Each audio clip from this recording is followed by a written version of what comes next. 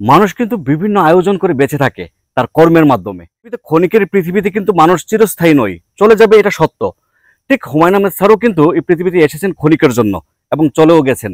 এই অল্প সময়ের মধ্যে সারা বাংলাদেশে এবং বাংলা ভাষাভাষী সারা পৃথিবীতে যত ভক্তবিন্দু রেখে গেছেন, তারা কিন্তু হুমায়ুন আহমেদ স্যারকে স্মরণ করেন। এই যে দিঘি লীলাবতীর সামনে আমি এখন দাঁড়িয়ে আছি, এটির এখানে দেখেন ছোট্ট একটা লাইন লেখা আছে, নয়ন তোমারে পাই না দেখিতে, রয়েছে নয়নে নয়নে দিঘি লীলাবতী।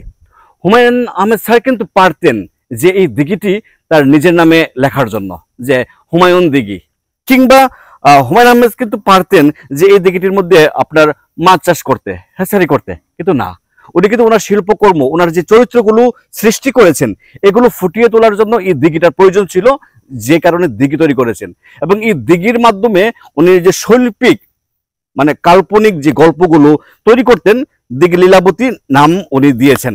এই দিঘি লীলাবতী হিসাবেই কিন্তু এখন এই দিঘিটা বেঁচে আছে। হুমায়ুন আহমেদ স্যার নেই, কিন্তু দিঘি লীলাবতী রয়েছে, হুমায়ুন আহমেদের কর্মগুলো কিন্তু রয়েছে।